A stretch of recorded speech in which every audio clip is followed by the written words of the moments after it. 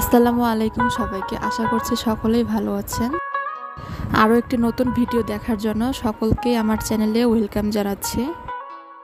আজকের রেসিপিতে থাকছে ছোট মাছের ভাজি। এখানে প্রায় 4 থেকে 5 প্রকারের মাছ রয়েছে। মাছগুলোকে ভালোভাবে ধুয়ে পরিষ্কার করে নিয়েছি।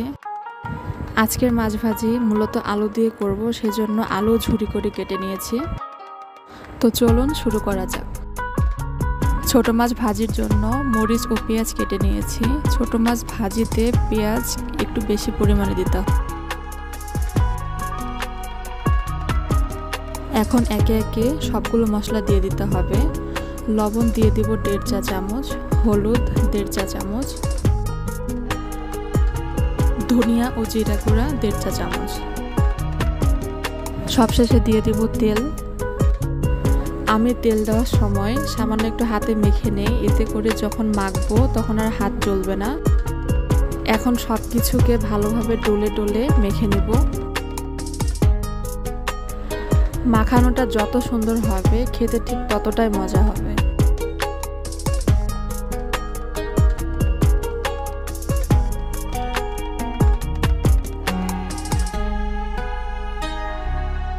ভালোভাবে মাখিয়ে নিয়েছি। এখন আলুগুলো দিয়ে দেব।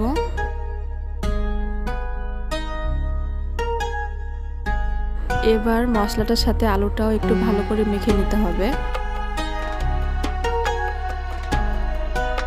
ছোট মাছ পরিষ্কার করা একটু ঝামেলার, কিন্তু রান্না অতি দ্রুত সময়ে হয়ে যায়।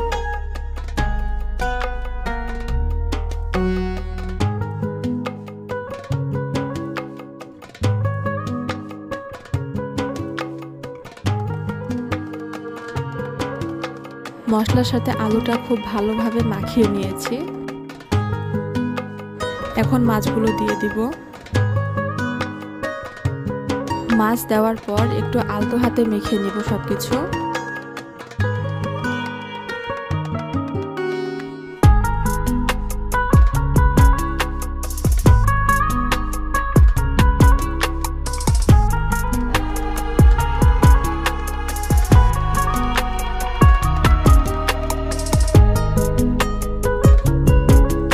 মাখানো হয়ে গেছে। এখন সামান্য পরিমাণে একটু হাত ধুয়ে পানি দিব।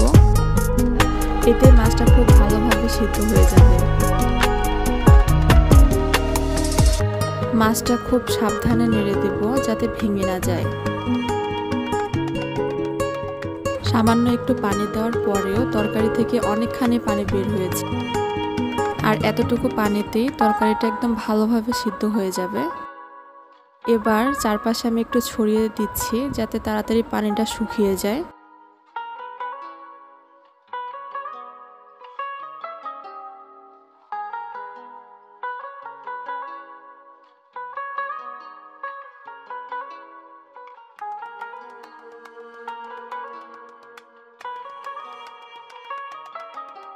কড়াইটা চারপাশে ঘুরিয়ে ঘুরিয়ে এখন একটু পোড়া পোড়া ভাব করে ভেজে নেব।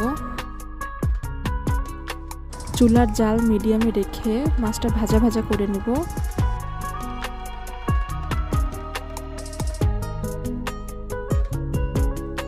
ছোট মাছ রান্না করতে কিন্তু বেশি সময় লাগে না।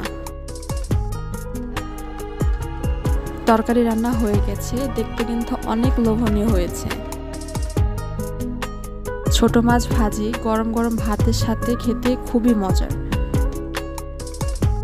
আশা করছি আমার রান্না সকলের কাছে ভালো লাগবে। আজকে এই পর্যন্তই। সবাই ভালো থাকবেন। আল্লাহ হাফেজ।